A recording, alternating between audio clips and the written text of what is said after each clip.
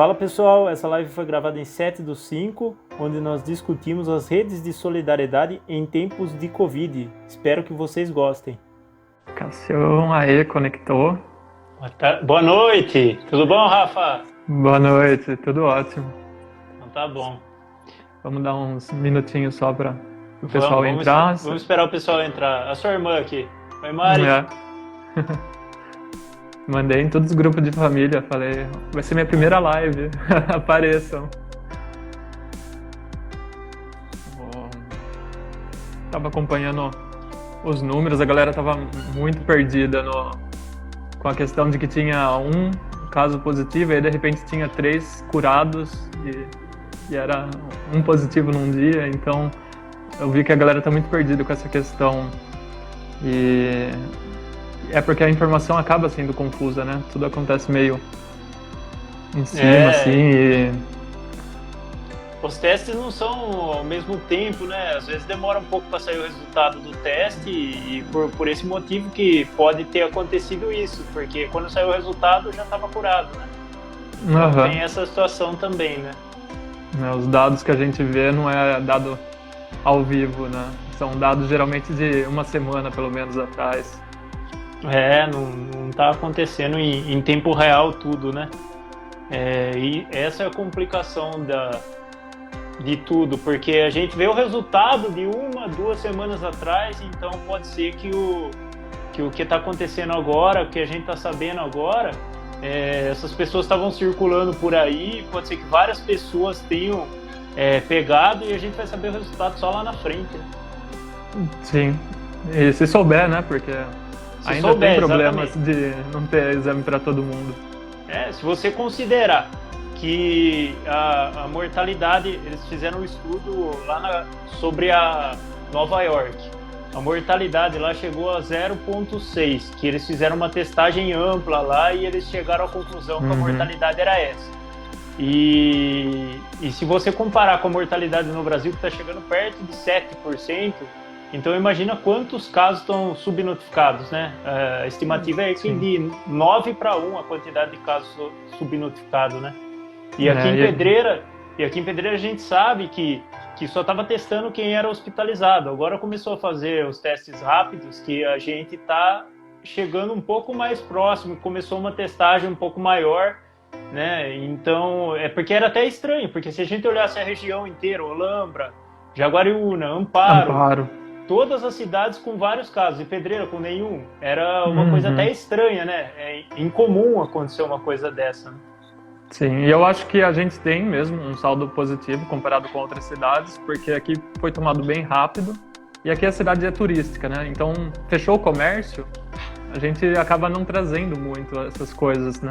Mas realmente era subnotificado, não faz exame em todo mundo, e se a taxa de morte, de letalidade tá grande no Brasil também, é porque só estão testando os graves, né? Então a gente não tem um parâmetro de nada, né? Praticamente. E só vai chegar provavelmente com os exames rápidos que estão sendo feitos, né? Fabricados inclusive por universidades públicas, né? A Unicamp aqui do lado, por exemplo, tem feito um trabalho super legal. O Átila fez uma live domingo, que foi muito boa a live dele, ele falou que o Brasil está como se tivesse com uma vela para iluminar o que está acontecendo, está totalmente perdido. E o próprio ministro da Saúde, quando ele assumiu, no dia que ele assumiu, ele falou que não tinha informação, não tem dado para saber que situação está. Então, ou seja, eles mesmos estão afirmando que a situação estamos às cegas, né? Não tem dados, mas ele falou que o Brasil estava ótimo, né? Foi engraçado. Super à frente, muito bem, tudo em ordem, tá tudo legal. O jeito que ele tratou foi até engraçado, né, na verdade, né, se você for parar pra ver. O ministro da Economia, né, tava tudo perfeito, o Brasil tava indo tão bem, e aí chegou essa pandemia, é isso que piorou, né? Como se o PIB não fosse um PIBinho, como se não tivesse várias outras questões, né, de desemprego e informalidade principalmente, né? Até mais do que desemprego. Desemprego altíssimo, né? Desemprego muito alto, e agora se você for comparar com o que está acontecendo, né? Só na empresa que eu trabalhava, que eu acabei sendo demitido agora por conta do Covid, né? Foram demitidos 20% das pessoas. Então, ou seja, de cada 5, teve uma família demitida lá dentro da empresa, né? considerando as outras empresas de pedreira que também tiveram demissão em massa, aí, principalmente as empresas que são de materiais de utilidades, coisas que não são essenciais, né? Tiveram demissão em massa aí muito grande na cidade de Pedreira, né? E você estava falando de informalidade, até tem uns dados aqui, não sei, já posso entrar com algumas coisas, com alguns dados aqui pra gente... Eu acho que agora a gente já tem algumas pessoas que entraram aqui, Cássio Santana, Má Mendes, Maria Lúcia, Malu Cassiane, olá Malu, Ana Lu, Ana Franco, Lúcia, minha amiga. Franco, meu cunhado.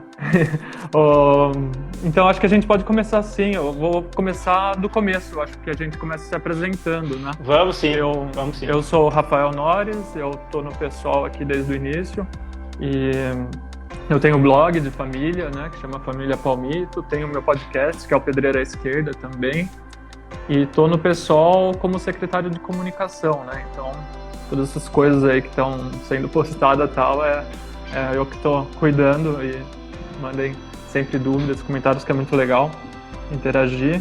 E você, Cássio, se apresenta aí também, pessoal. Eu sou Cássio Cabora, eu tenho uma formação de MBA em logística, trabalhava na área de planejamento e produção em logística, também sou professor de português, né? Estou no pessoal desde novembro do ano passado, de 2019, né?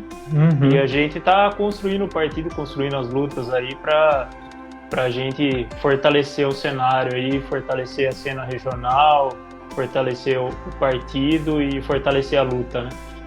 Sim, e aí eu acho que a gente entra, acho que o primeiro tópico que é importante, que a gente já estava discutindo um pouquinho aqui, que é a questão do coronavírus, os impactos dele aqui em Pedreira, né? E a gente estava falando aqui de um pouco mais até dessa questão dos testes, da falta de exames para todo mundo e coisa do tipo.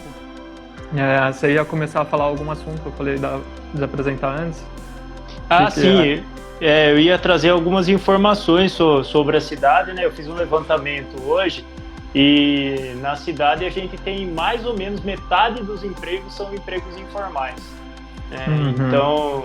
a gente tem uma porcentagem em torno de 50%. Considerando que essas pessoas não estão podendo trabalhar, né, é aí que está a necessidade da gente ter essas redes de solidariedade nesse momento, porque as pessoas têm que ficar em casa por conta dessa situação do coronavírus, né?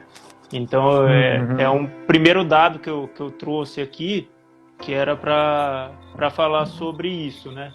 Que nem você falou, as atitudes foram tomadas em Pedreira logo, essa questão das máscaras aí, é uma questão que está todo mundo agora adotando isso também, né?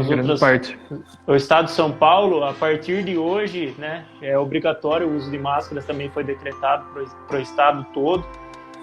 A gente sabe que isso diminui bastante a quantidade, né? Mas que nem a gente falou, que não vai passar ileso por conta disso, né? Agora com essa ampla testagem aí, que a gente vai conseguir ter uma noção real de em que situação a Pedreira tá, né? É importante também frisar que a máscara, ela ajuda na contenção da disseminação, mas ela não é 100% segura, né? Não é tipo, tô de máscara, então não vou pegar, ou coisa tô de máscara e lavei a mão, né? Então é complicado mesmo a questão da disseminação do vírus, né? Ela é muito rápida, muito fácil. A partir do momento que começa a contaminação comunitária, né, que eles chamam, é bem difícil segurar a onda. E depende do tipo de máscara também, né? A gente vê aí que várias máscara de TNT, por exemplo, não tem a mesma eficiência. Também como a máscara se ajusta no rosto, né? Que o certo é a máscara cobrindo o nariz até o queixo e apertando aqui para não deixar passar, né? As pessoas têm muita mania de colocar a mão na máscara. Colocar a mão na máscara já trabalhou tudo. Então tem que ajustar sempre a máscara pelo elástico, né? Também tem essa questão que as pessoas não sabem direito, que ninguém está informando muito bem, na verdade, né? E não se preocupa tanto, né? Eu tenho visto, por exemplo, esses dias eu tive que fazer alguma coisa, até esqueci o que é, mas eu passei de moto pela cidade, e aqui na região onde eu moro, né? Eu moro no Jardim Primavera. Na hora que eu passei ali pelo Marajoara, tal, pelo Triunfo, eu achei incrível o número de gente que usava máscara no queixo, quando usava, né? Porque ainda não é todo mundo que está usando, mas usando máscara no queixo. Eu fiquei pensando, mas gente, eu acho pior uma pessoa que não tem máscara e não está usando do que uma pessoa que tem a máscara e está usando no queixo. Não tem, então melhor nem usar a máscara, né? Melhor sim, não, né? É pior, mas vai fazer o quê? Vai colocar a máscara para ficar com ela pendurada, não tem necessidade de colocar a máscara, né? Para cumprir a obrigação, né, de usar em espaço público. Só que a questão é que as pessoas deveriam usar pela saúde, né, não é pela obrigação. Mas realmente é uma coisa também que é de educação, que vai muito tempo e tal. Eu já acho muito relevante que tem muita gente usando mesmo, bem mais do que eu imaginava. Mas ainda tem um longo caminho aí e a gente está bem no começo aqui na questão de Pedreira, né? É duro porque a galera tem informações muito desencontradas. Por exemplo, o Estado fala uma coisa, a cidade fala outra, o presidente fala outra, então ninguém sabe muito bem o que seguir, né? E a ciência às vezes é deixada de lado, né? É muito mais opinião e achismo, então tem muita coisa complicada. Por exemplo, pensando no municipal, as questões, tem muito vai e vem, né, de decreto. A gente viu isso, a gente acompanha pelo pessoal, posta lá as nossas notas, comentando as coisas. Por exemplo, pode falar.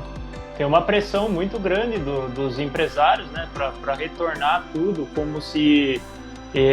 até essa pressão é até um pouco estranha, se for ver, né? A gente entende a dificuldade que várias pessoas estão passando, várias pequenas empresas estão passando, várias pequenas empresas já fecharam, os autônomos estão passando dificuldade. A gente entende tudo isso, só que as pessoas estão tratando como se só abrir o comércio voltasse tudo à normalidade. Considerando que a gente tem vários desempregados, considerando que está todo mundo sem dinheiro, eu vi um estudo dos economistas falando que a economia vai demorar para se recuperar pelo menos uns 3 anos para ela voltar à normalidade no mundo, né? Isso sem contar o que a gente estava falando, que o cenário no Brasil é um cenário que era mais complexo ainda, era um cenário de desemprego muito alto, era um cenário complicado. Então, a normalidade não vai mais existir, esse tipo de normalidade que as pessoas conheciam. Infelizmente, por um lado, e infelizmente por outro, porque as pessoas vão ter que se preocupar com algumas outras coisas diferentes, né? Sim. Então, pensando até nesses decretos e vai e vem, um dos primeiros decretos para tentar flexibilizar a quarentena, o isolamento social aqui, foi da abertura de salões de beleza, né, que teve por um momento, e de igrejas também, né, que foi bem após o discurso do Bolsonaro na TV, um dos primeiros lá que ele fez. E uma boa parte comprou isso, e eu lembro até que na live o vice-prefeito nosso, Fábio Polidoro, defendendo essa medida, falando que o salão de beleza é um serviço essencial para mulheres, né? É risível se não fosse trágico, né? Exatamente, trágico demais fazer um comentário do machismo, né? E aí depois também teve, agora um pouco mais recente, até uma tentativa de reabrir ainda mais o comércio, né? Que também foi uma pressão muito grande, que tinha carreatas, né, sendo preparadas, planejadas para pressionar o governo, o executivo aqui da cidade. Também eles liberaram, aí depois até a gente entrou, né, acionamos o Ministério Público para tomar alguma atitude, porque uma das questões, eles falaram que o município pode decidir essas coisas, né, e aí uma das coisas que a gente levantou foi exatamente que pode decidir, mas você tem que consultar os órgãos fiscalizadores, reguladores, para defender isso de uma maneira científica, né, com dados. E também tem que ser um apoio mútuo entre o Estado e a cidade, né? Não é cada um por si, não é isso. Né? A ideia de Estado não é essa. E Pedreira é uma cidade turística, então qualquer medida que a gente tome aqui afeta toda a região, né? E tem a questão isso que você falou de estudo técnico, é bem claro isso, que o próprio Ministério Público falou, sem estudo técnico nenhum, não tem condição nenhuma de reabrir, né? E a gente sabe que os países que estão voltando à normalidade, entre aspas, né? Esses países tiveram ampla testagem, né? A gente tem aí a Coreia do Sul, a gente tem a Nova Zelândia, que fez lockdown total aí por 2 meses. Então tem uma diferença muito grande. No Brasil, como você falou, esse confronto de informação vira essa bagunça que as pessoas não sabem o que fazer e falam por achismo que vamos fazer uma coisa de uma maneira ou de outra, né? E não é desse jeito que funciona a situação, né?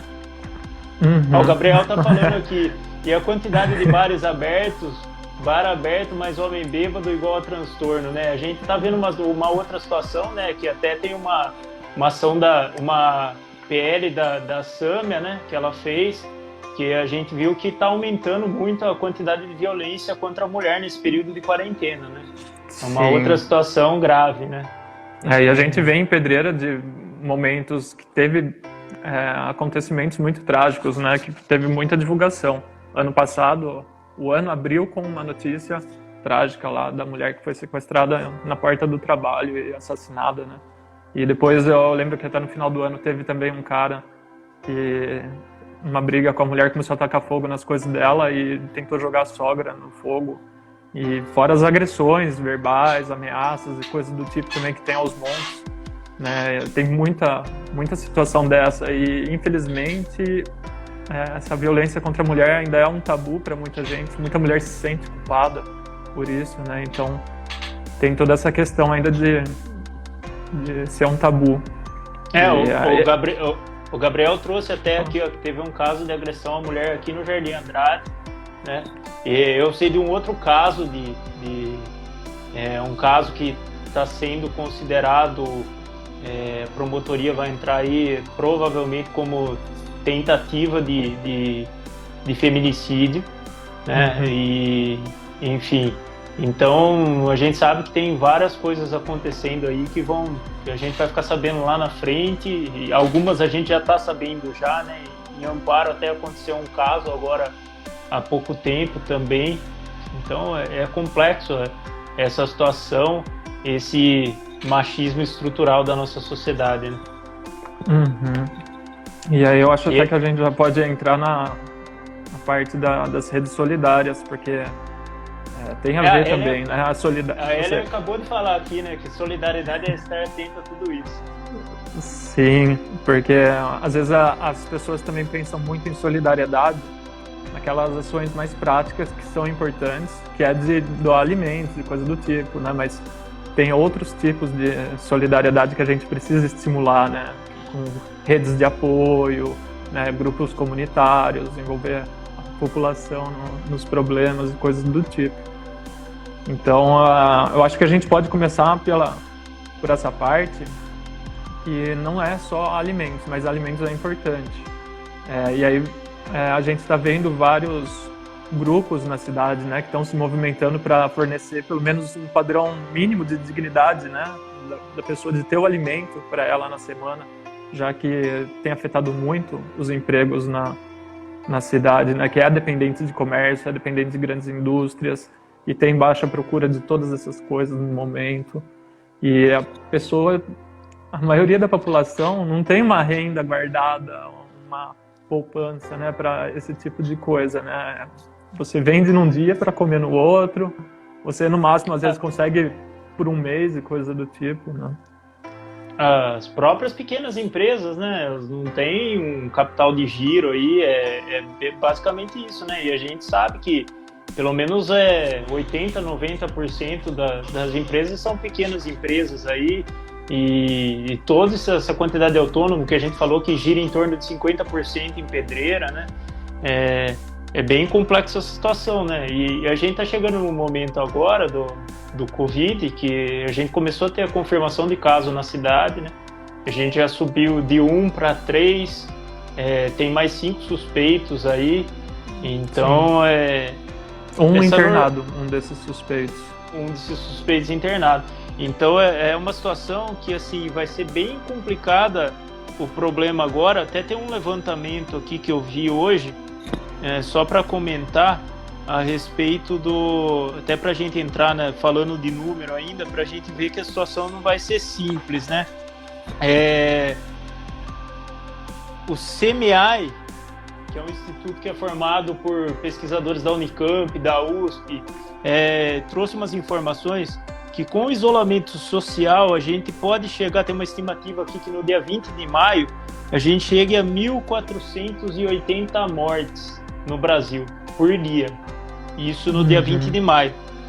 E sem o isolamento, esse número pode aumentar ainda mais, pode chegar a 2.345 mortes no dia 20 de maio, ou seja, mais de 1.000 mortes a mais. Então, essa situação do isolamento, ela é mais do que necessária no momento. Não tem condição da gente abortar o isolamento e falar, vamos voltar à normalidade. Então, as pessoas que estão passando dificuldade hoje, elas vão continuar a passar dificuldade, infelizmente. Então, essa é uma situação, né, que não tem como fugir disso, infelizmente. É uma situação que, assim, a gente tem aí 6 estados no colapso do sistema de saúde. A cidade de São Paulo já está entrando em colapso do sistema de saúde e já está começando a ser trazido pacientes aqui para Campinas. Então, a gente está vendo esse crescimento muito abundante aí e os casos estão migrando para o interior. Como a gente está vendo, Amparo mais que dobrou de uma semana para outra. Olambra, de um dia para outro, dobrou a quantidade. Então, ou seja, os casos estão começando a explodir aqui do lado nosso, né? E por isso que é a importância dessas redes de solidariedade aí. Sim, até falando desses casos vindo de São Paulo para o interior, né, que está acontecendo, vindo para Campinas. Provavelmente, assim que lotar Campinas, também vão vir para cá, né, porque é uma questão de saúde pública, né? Sim. É bom que esteja tudo integrado e que uma cidade possa colaborar com a outra, porque é um momento disso mesmo. Até em Campinas, eu sei que a Mariana Conte, que é do nosso partido, né, do PSOL, tem trabalhado bastante para a questão de unificar os leitos, né, entre o público e o privado, para poder oferecer para toda a população, que é uma medida importante, né, porque o SUS, as pessoas, elas não têm, a maioria das pessoas não tem acesso a uma rede privada, né? Sim. E é importante que todo mundo tenha acesso ao respirador, ao leito de UTI, se precisar, porque as coisas estão ficando feias, mais feias ainda do que já são, né? E eu até lembro agora do William Bonner fazendo a introdução lá no Jornal Nacional, que todo mundo comentou, né? De como é importante a gente ter um pouco na nossa mente que são pessoas que estão morrendo, né? Ele comparou com a tragédia de Brumadinho, que foram mais de 200 pessoas, do atentado do 11 de setembro, né? Lá no World Trade Center também, que teve acho que era 3.000 mortes, mais de 3.000 também. Isso mesmo. E a gente já passou todas essas tragédias, né? E a tragédia é que ainda vai continuar. E é sempre importante a gente perceber que são pessoas morrendo, não são números e coisa do tipo, né? É a visão que a gente sempre tenta pegar, né? Da questão de que a vida humana não é um número, né? Não dá pra botar isso. A Ellen até escreveu aqui agora, né, que tudo isso só vai escancarar mais ainda a questão da desigualdade social, essa questão dos leitos privados e os leitos públicos, né? O Gabriel também falou aqui que Jaguariúna também dobrou a quantidade, também trouxe essa informação aqui, que Jaguariúna dobrou, né? Aqui em Pedreira, Rafa, eu fiz um levantamento aqui no ano passado, 1.193 famílias estavam cadastradas no Cadastro Único do Governo Federal. Essas famílias são atendidas pela assistência social através do CRAS, e a Cláudia até está trazendo a informação aqui que as famílias que eram vulneráveis, essa situação foi agravada, né? Eu tenho uma outra informação que eu peguei aqui hoje sobre essa questão da vulnerabilidade, é que 20% das pessoas estão cadastradas também no Cadastro Único. Essa informação agora fizeram um cadastro no Cadastro Único, uma informação de abril, atualizada em abril, 20% das pessoas de Pedreira, ou seja, 1/5 da população de Pedreira, né? Se cadastraram agora no Cadastro Único por essa situação de vulnerabilidade aí. E uma das coisas que falaram bastante na época que começou a pandemia é que era um vírus que afetava todo mundo, né? Era um vírus democrático, eu cheguei a ver gente falando. Só que tem uma questão, pode pegar todo mundo, mas a população que está mais vulnerável e suscetível a morrer desse vírus é a população pobre, que é a população negra, que é uma população que já é costumeiramente já agredida, né? que tem toda a questão policial de criminalização da pobreza, da juventude negra e coisas do tipo. Então, é uma vulnerabilidade que se agrava numa situação dessas, né? Com certeza. Você pegar uma situação de uma família que é uma família que tem um poder aquisitivo legal, ela tem uma casa de 150 metros quadrados, vamos pôr lá. Cada pessoa consegue ficar num cômodo diferente, você consegue isolar, de repente, uma pessoa se ela estiver doente. Agora, você pegar uma família que mora aí, que a gente chama lá de favelinha, lá no Marajoara, mora num cubículo quadrado lá, 5, 6 pessoas, uma próxima à outra. Como que você consegue isolar essas pessoas? Em que situação? Essas pessoas podem ir até lá, como não tinha teste antes, a prefeitura provavelmente ia mandar ficar em casa, ia mandar voltar só se tivesse uma situação de tá muito ruim. Então a gente tem toda essa situação que agrava ainda mais isso. E igual a Ellen falou aqui, que a vulnerabilidade a gente só consegue diminuir com justiça social. Com certeza é extremamente importante a solidariedade nesse momento, né? Mas a gente não pode também tampar o sol com a peneira, né? Se a gente não tiver uma luta para a justiça social verdadeira, né? Porque senão fica muito cômodo para o poder público, todas as pessoas ajudando o poder público aí nessa questão de vulnerabilidade agora, mas e depois? Como que vai ser, né? O que a gente vai lutar para ter daqui para frente, né? E uma coisa por exemplo, a gente estava falando das redes solidárias e tal, que tem entregado comida para ajudar essas pessoas. E uma das questões que eu acho que está sempre presente é que o assistencialismo não é uma solução, né? É uma solução de emergência, né, para essas pessoas. É uma questão de vida para elas. Mas a medida concreta de luta é que o Estado tem que garantir uma vida, né, digna para essas pessoas, por meio do serviço social, né, da assistência social, do CRAS, coisa do tipo. E eu até acho legal uma coisa que a gente conversou, da questão de que o grupo que você participa de solidariedade, de ajudar essa população, uma das primeiras medidas é orientar as pessoas a se cadastrar no CRAS, né, no número que tem. Se puder comentar um pouquinho. Eu estou participando de um grupo, né, de ação solidária. Tem vários grupos aqui na cidade, a gente pode até citar alguns aqui. Tem o Pedreira Unida, que é um grupo que está fazendo uma parceria com a assistência social, com a promoção social. Eles estão pegando o nome das pessoas vulneráveis com a promoção social. Segundo informação, o nosso grupo ainda não conversou com a promoção social, mas segundo informação do pessoal do Pedreira Unida, a promoção social não consegue atender todas as famílias. Então, por esse motivo, eles estão pegando essas famílias vulneráveis e trabalhando em conjunto com a promoção social. O trabalho que a gente está fazendo em conjunto com a promoção social, além da gente estar fazendo essas orientações para as pessoas e ajudando as pessoas a se cadastrarem na promoção, a gente também levou a nossa lista de pessoas que a gente atendeu para a promoção social. E a gente está fazendo um confronto se a promoção está ajudando ou não, se a promoção não está, para a promoção poder agir, né? E a gente está tentando encontrar pessoas que ainda não estão sendo atendidas pelos grupos aí ou pela promoção. A gente também tem, além do Pedreira Unida, tem o grupo Mesa Solidária, né? Tem também o grupo do Clube do Fusca e do Rotary, que também está fazendo essa ação. Tem o grupo dos bombeiros também, que eu também fiquei sabendo que também está fazendo uma ação de solidariedade, né? Ainda bem que tem vários grupos aí que estão tomando essa ação de solidariedade, porque as pessoas realmente estão precisando, né?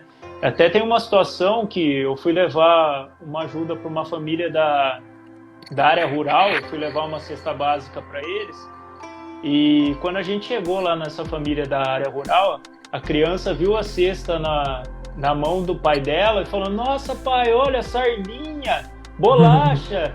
Então, sardinha, que é uma coisa extremamente barata, uma bolacha custa R$1,50 um pacote de bolacha, e a criança ficou super feliz com isso.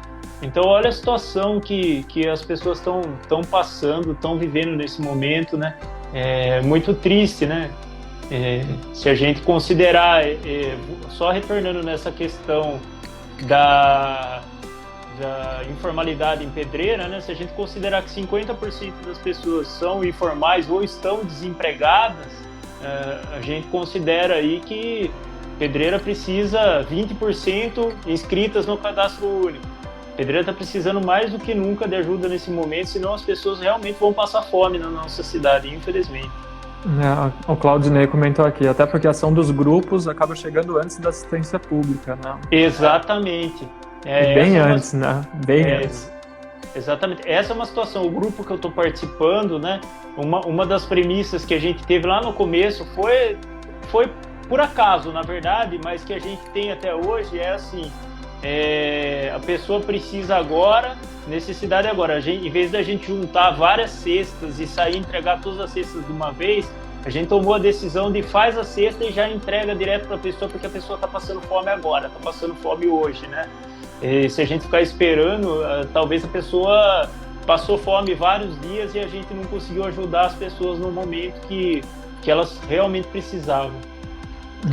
E aí até é legal lembrar que, por exemplo, uma das medidas que teve, né, para ajudar as pessoas assim nessa situação é o da renda básica emergencial, né, que o governo Bolsonaro tinha proposto R$200, o pessoal entrou com a ideia de um salário mínimo a 2, né, para mães solos, e aí chegou num meio termo, né, que é R$600, que para a maioria das pessoas acaba não sendo nada que resolve a vida, mas que ajuda mesmo. E uma das questões é que as pessoas não estavam conseguindo nem acessar o serviço para fazer o pedido, ou quando pedia ficava muito tempo em análise, e quando ficava em análise também não conseguiam, quando era aprovado, aliás, não conseguiam acessar o aplicativo para fazer o saque, baixar, né, transferir o dinheiro. Eu peguei até umas informações a respeito disso, né? Só lembrando que esses R$600 aí pode chegar a 1.000 para as famílias, né? Dirigidas por homens, e por mulheres a 1.200, que foi um destaque do PSOL, né? É bem importante a gente destacar isso, porque o PSOL lutando pelas mulheres aí. Pelo PAISOLA ainda não chegou a ser aprovado, ainda sancionado pelo presidente. É só o da mãe solo, por enquanto. Mas tá andando, pelo menos. E 45,2 milhões de famílias se cadastraram no auxílio emergencial. A resposta que o governo tinha prometido era uma resposta em 5 dias úteis. Tá virando para 30 dias corridos agora, e tem gente que ainda não teve resposta. Segundo o governo informou, 90% das pessoas tiveram resposta, mas e esses 10% que não tiveram resposta? Fora as pessoas que tiveram resposta, 14 milhões de pessoas vão ter que refazer o cadastro novamente, né? Vão ter que refazer esse cadastro, e 14 milhões aí, considerando, dá 30% das famílias que se cadastraram, mais ou menos. Então, sim, bastante gente. Então as pessoas estão esperando há um mês, vão ter que refazer o cadastro, e tem pessoa que está esperando há um mês e nem teve resposta ainda. E que era uma situação que o prometido era em 5 dias úteis após o lançamento da plataforma, as pessoas iam ter resposta e não tiveram. E enquanto isso, as pessoas estão sem poder trabalhar, passando por essa questão de vulnerabilidade. A gente vê isso na cidade de Pedreira, a gente viu fila quilométrica aí na Caixa Econômica Federal todos esses dias. Agora a prefeitura fez uma ação parecida com o que as outras prefeituras também estão fazendo, de fazer a tenda, o distanciamento das pessoas, mas as pessoas estavam enfileiradas lá na Caixa tentando alguma solução, porque necessidade de urgência, né? Você precisa comer, não tem condição sem isso, né? E tinha um certo grupo também que reclamava dessas galera tá tudo enfileirada e tal, mas tem gente que precisa desses R$600 para sobreviver, independente de o caixão ser mais caro do que os R$600, né? A pessoa está em desespero, não tem escolha, não é que elas querem estar lá na fila conversando e papeando, é uma questão de necessidade. Uma amiga minha falou que no aplicativo, eu vi ela colocando na rede social, que no aplicativo para ela aparecia em análise, e acabando a comida na geladeira dela, ela não podendo trabalhar, que ela é informal. Então olha que situação complexa para essas pessoas, né? Que nem você falou, no desespero a pessoa vai passar fome, ou ela vai se preocupar com a morte dela, ela vai se preocupar em não passar fome, né? Infelizmente, é essa a situação, né? Dessas pessoas estando nessa situação de vulnerabilidade. Sim. E eu ia comentar agora, puxar um pouco desse assunto, que a gente, como partido aqui na cidade, a gente tem feito essa luta política, né, para garantir esses direitos e tal, mas a gente começou em várias discussões e reuniões entre todos os filiados, né, todo mundo participando, a elaborar também o nosso grupo de solidariedade. A gente até deu o nome de Solidariedade, brincando com o nome do partido, porque a gente precisa também dar uma resposta para isso, né? Urgente. A gente vê todos os grupos se mobilizando, a gente também precisa se mobilizar, e a gente está levantando essas informações de quem precisa de ajuda, quem pode doar, coisas do tipo, e tentando organizar o meio mais seguro para isso ser feito, né? E para levar até as pessoas aí como posso dizer, em ligação com movimentos daqui da cidade que estão já fazendo esse trabalho também, né? Então, na verdade, a gente quer reforçar essas redes que estão sendo construídas, e qualquer pessoa que estiver precisando, estiver passando necessidade, ou conhecer alguma família que está passando necessidade, ou tem como doar alguma coisa, né, algum alimento, manda uma mensagem para a gente também, que a gente está coletando essas informações para poder ajudar. Deixa eu ver aqui o que está comentando. O Gabriel comentou, para ontem, não pagar faz aumentar o número de pessoas saindo para a rua e ir trabalhar, quebrando isolamento. Esse governo, no mínimo, deveria garantir isso. E aí é até interessante a gente ver algumas cidades, por exemplo, lá no Rio de Janeiro, a cidade, não o estado, o pessoal lá tem uma força bem grande, e lá eles criaram a renda básica da cidade, né, das pessoas do município, para complementar essa renda federal, porque com R$600 não dá para viver, e tem a questão das pessoas não conseguir nem pegar esses 600, né? Então, toda essa medida de distribuição de renda ajuda. Não é que as pessoas não querem trabalhar ou queiram viver de bola. As pessoas não podem, né? Ninguém gosta disso. Exatamente. Até a galera fala assim, comunista, vagabundo, mas não, no comunismo, Karl Marx, né, que fez aniversário essa semana, falava que o trabalho é vital para o ser humano, é uma questão central, né? A gente se constrói como ser humano pelo trabalho. Foi até bom você comentar, que tô até com o livro aqui, ó, engraçado, que a autobiografia da Angela Davis, e ela fala que lá em Cuba ela começou a trabalhar cortando cana e tal, e ela romantizou, nossa, que trabalho bonito, trabalho pela população, não sei o que e tal. E uma das pessoas lá de Cuba falou para ela que não, que ele tinha que fazer isso porque era a contribuição dele para a sociedade, e que ele queria que os filhos dele no futuro não precisassem fazer isso, né? Que era um trabalho muito desgastante, que não podia romantizar isso. Então, quer dizer, a gente vê muito trabalho aí na questão do comunismo, do socialismo, e não é desse jeito que as pessoas tratam, né? E romantizar o trabalho dos outros é super comum, né? Ou também pensar, em um dia eu vou roçar, eu vou fazendo aqui minha parte, olha só como é legal. Mas o trabalho, quando você faz assim por prazer, é uma coisa, quando você faz por necessidade é outra, né? E a galera que sai à rua, no geral, que a gente tem visto, não é por causa necessariamente, né, dessa necessidade de trabalhar, mas porque precisa de uma renda, né? Enquanto o governo não oferece o mínimo para essas pessoas, elas têm que sobreviver. Exatamente. E tem uma outra questão que eu queria levantar aqui, além da questão da solidariedade e tal. A gente está falando sobre o Covid, e considero muito importante a gente citar essas questões, porque a gente vê muitas pessoas furando o isolamento para fazer festa e coisa desse tipo, e a gente tá tudo batendo na porta aí. Eu só peço que as pessoas tenham responsabilidade, pensam no próximo, que elas podem ser uma pessoa sintomática, mas podem passar para uma outra pessoa, e a gente está numa situação que a gente vai ver complicado esse crescimento aqui no futuro, né? Então, as pessoas que podem ficar em casa, fiquem em casa, por favor, né? A gente precisa disso para tentar conter e achatar essa curva nesse momento. Sim, e aí é interessante a gente pensar nessas redes solidárias também, que, como a gente já comentou, não envolve apenas a questão de alimentação, né?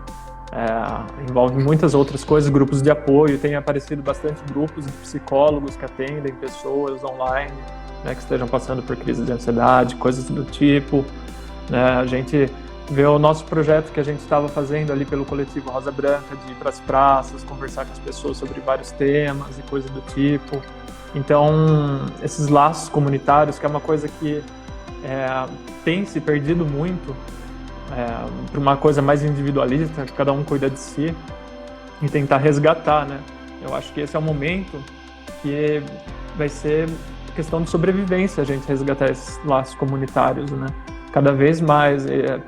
Hoje, embora Pedreira não seja um caso mais grave nem nada, né? A tendência é piorar, porque a gente está no começo agora, né? Do primeiro caso até para frente, que começa a contar mesmo. E essas coisas, essas iniciativas, elas não podem acabar com a pandemia, né? A gente não tem data para acabar essa pandemia, isso é fato. Mas é uma coisa que vai envolver atitudes para manter isso cada vez mais forte, né?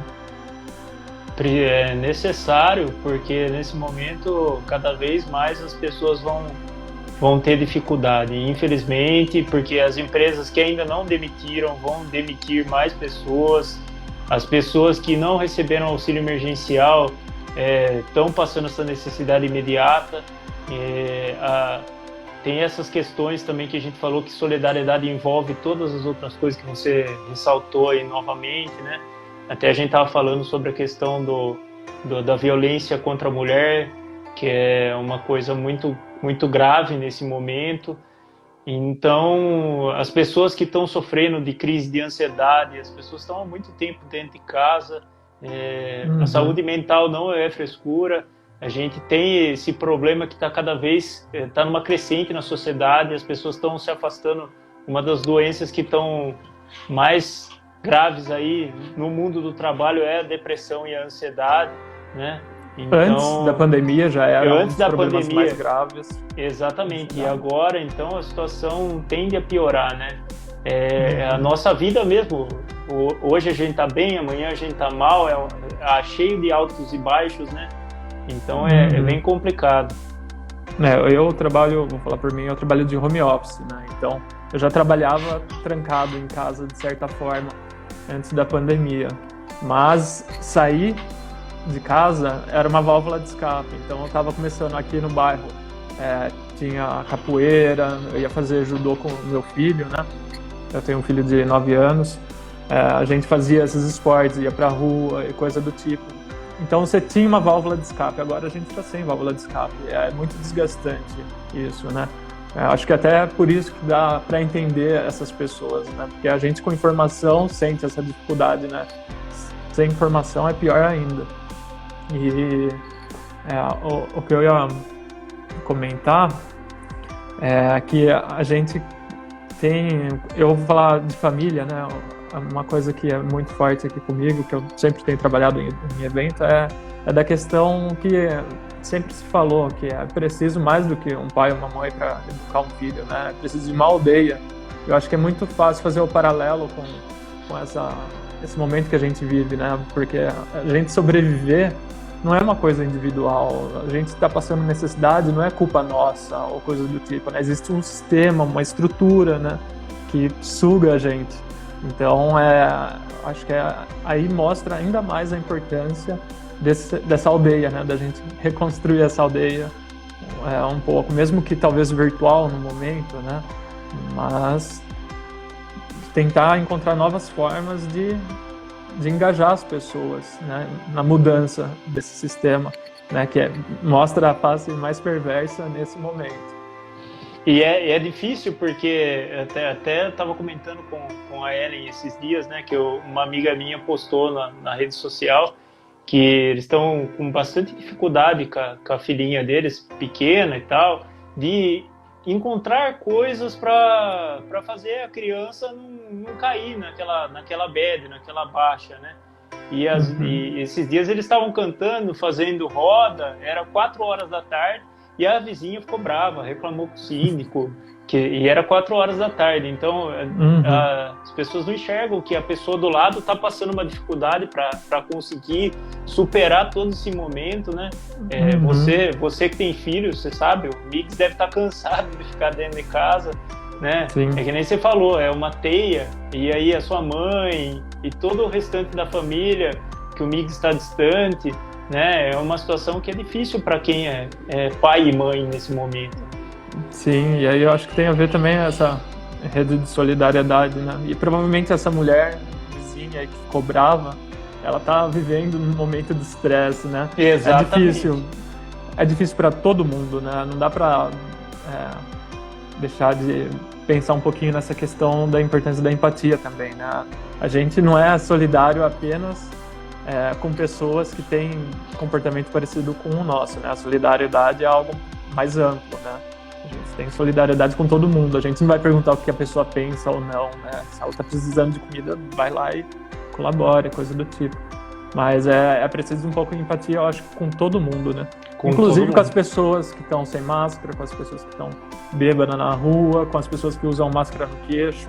A gente tem que estar sempre repensando como que a gente vai conseguir dialogar com essa pessoa, fazer ela perceber essa importância, né? É uma coisa que a gente fica angustiado, né? Porque a gente sabe a consequência disso. As pessoas talvez não saibam ou não se importem porque não tem essa noção. Então, como chegar para entrar na mente dessa pessoa, né? E às vezes não é chegando, entrando na mente, porque a gente não transmite conhecimento, né? Aí tem a questão do Paulo Freire, né? Do diálogo, de construir essa noção com a pessoa, não para a pessoa. Sim. Dentro dessa situação que você está comentando, né? A gente vê que esse discurso diferente de um, de outro, é uma coisa que a pessoa não sabe em quem que ela vai acreditar, ela não sabe em quem ela acredita, ela vê uma informação de um jeito e vem uma informação de outro, ela fica confusa. É complicado, porque às vezes a gente fica bravo com algumas situações e a pessoa não conseguiu ter essa informação de uma maneira boa, de uma maneira que levasse ela a refletir, a pensar sobre isso e enxergasse isso de uma maneira diferente, né? É um esforço que a gente tem feito há muito tempo, né? Até na luta contra a barragem daqui de Pedreira, né? Que é um dos pontos que uniu bastante gente, né? No nosso campo e tal, porque as pessoas não tinham noção do perigo que é ter uma barragem a 2,5 km do centro da cidade, né? E aí até um assunto que tem a ver com a Covid também e a barragem é da questão dos trabalhadores lá, né? Que no começo de março a gente descobriu que eles estavam tendo que trabalhar num ônibus que buscava todo mundo de 3 turnos diferentes, sem nenhuma proteção e coisa do tipo, né? E a gente acionou também o Ministério Público, né, para atuar nisso. Sem proteção, sem limpeza dentro do ônibus. Além dessa questão máscara, não distribuía máscara o suficiente. Também tem a questão do restaurante que serviu comida estragada.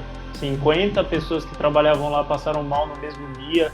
Vigilância sanitária fechou o restaurante. Então, as pessoas às vezes falam... 15 dias depois, eles mandaram para a imprensa que eles estavam tudo perfeito, estavam muito preocupados com todo mundo, distribuindo máscara, trabalhando em turnos diferentes para o ônibus, com a limpeza. É incrível como eles são rápidos, né, quando a gente atua, né? Exatamente.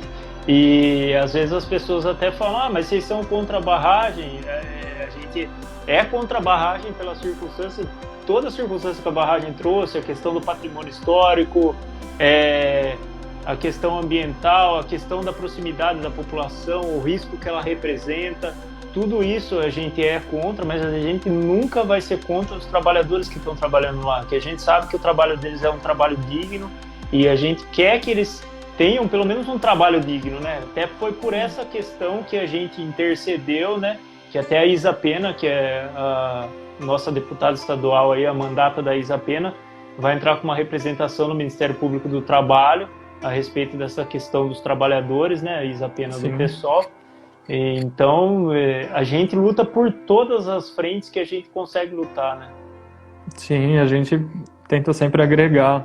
É até legal você comentar desse ditado lá dos trabalhadores, que durante um dos atos um cara que trabalha lá chegou para conversar com a gente, conversar comigo, falando da questão de que ele estava há 2 anos desempregado, vivendo de bico. E aí surgiu a oportunidade. E aí ele estava super preocupado, né?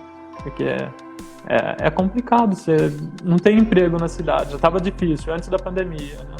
Então a oportunidade de emprego vai onde tem, a pessoa precisa para sobreviver, né?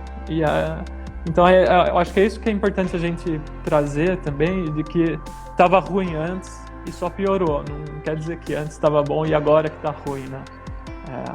A situação de desemprego, de situação de viver abaixo do digno, né? do padrão humano, é uma coisa que faz parte desse sistema. É isso aí. Bom, exatamente. E eu acho legal trazer também essa questão da Isa Pena, né? Mostrar que a gente está atuando mesmo à distância, que é o que a Cláudia comentou aqui. Pessoal, mesmo fora das ruas, por conta do isolamento, a gente está sempre nas lutas pelos trabalhadores.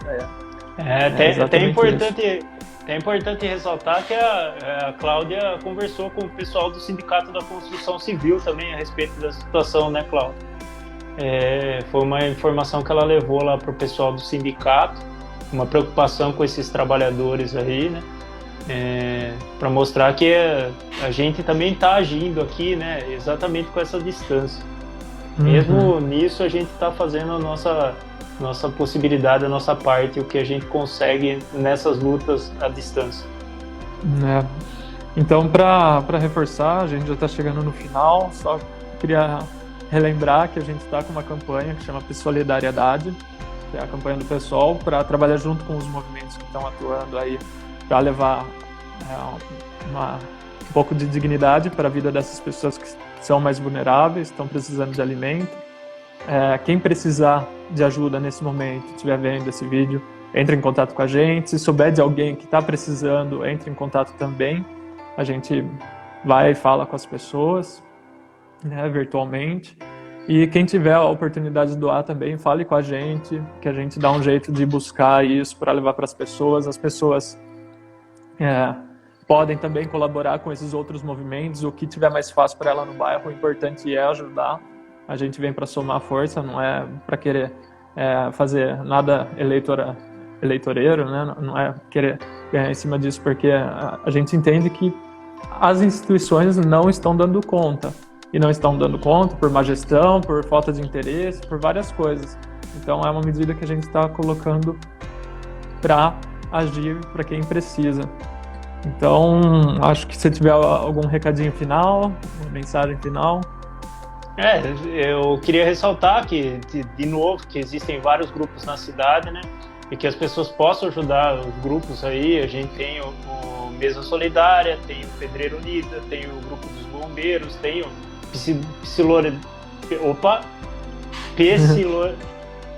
tá difícil, eu tô apanhando aqui para falar. Solidariedade. Isso, obrigado. E a gente tem também o grupo do pessoal do Clube do Fusca, do Rotary. Então tem vários grupos aí que estão agindo para conseguir ajudar essas pessoas nesse momento de dificuldade, que as pessoas realmente já estavam passando dificuldade antes e essa dificuldade agora complicou ainda mais, né? E aí eu ia comentar que essa é a primeira live que a gente faz, foi muito legal, todo mundo participando, mandando comentário. É muito gostoso, vai ficar aí 24 horas no ar. A gente pretende fazer isso toda semana. E na próxima semana o tema vai ser a questão dos servidores públicos, né? Como que está a situação. Teve toda a questão do congelamento e tem dos salários, né? Para a cidade receber uma verba que está sendo agora organizada. A gente vai planejar como a gente vai ler tudo direitinho, como funciona pra gente, postar o nosso posicionamento diante disso, né? Que acho que uma coisa que a gente já conversou é a questão de transparência, né? É fundamental saber onde que essa verba vai ser aplicada, porque mais de 80% é para uso livre do município, então a gente não sabe para onde que vai, né?